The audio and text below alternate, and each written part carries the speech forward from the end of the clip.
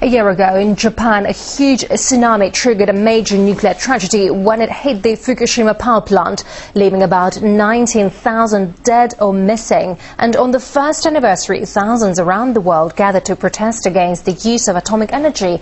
Demonstrators in South Korea and France were calling for atomic power to be phased out. And in Japan, mourners gathered in the city of Sendai in remembrance of the disaster. And to discuss what's being achieved a year after the tragedy, we're now joined live from Vermont by Arnold Gundersen, his energy advisor at Fairwinds Associates.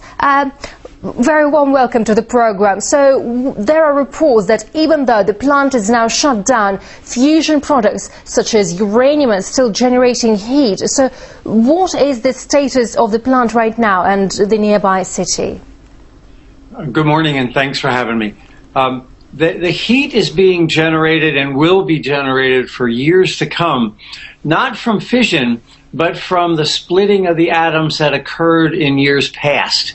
All those atoms are still radioactive, and as they decay, they're going to generate heat for many years to come. There's contamination out at least 30 kilometers, and in some areas, perhaps as high as 60 kilometers, where people should not ever return.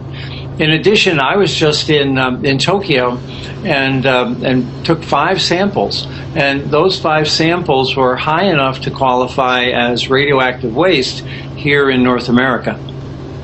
So it means that you do admit that there are some problems. Does that mean that the government is undisclosing some facts from people, and why so? I think the government has been slow to disclose facts ever since the accident occurred. There's clearly the cleanup is going to cost around $500 billion US. And that's not just for the site, but for the prefecture of Fukushima as well. But the contamination goes well beyond the prefecture. Like I said, I picked it up in Tokyo, and that's 250 kilometers away. The entire north of the country has a public health hazard here because everyone is exposed to radioactive cesium, radioactive strontium, and other isotopes. We know the UN Atomic Energy Chief has said that meaningful steps have been taken to strengthen global nuclear safety since Fukushima, while Greenpeace says no lessons have been learned. What's your take? I co-authored the Greenpeace report, and I agree that no lessons have been learned so far.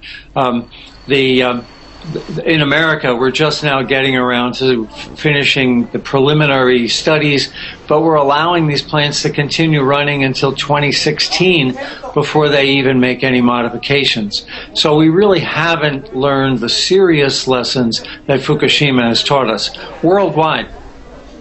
Yeah, and just to prove your words, according to the World Nuclear Association, more than 60 reactors are being built in 15 countries, all forging ahead with nuclear power. So why hasn't the spectre of Fukushima at least slowed down that growth rate?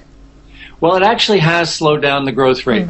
There were only 2 new plants started last year.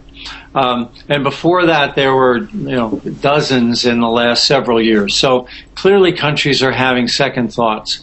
My biggest concern are the developing countries where there's a really close relationship between the people that own the power plant and the supposed regulators, even closer than it was in Japan. So I think we have many accidents waiting to happen in throughout the world. Fukushima was not a one-of-a-kind phenomenon. All right, Arnold Gundersen, energy advisor at Fairwinds Associates. Thank you very much indeed for sharing your views with us, sir. Thank you.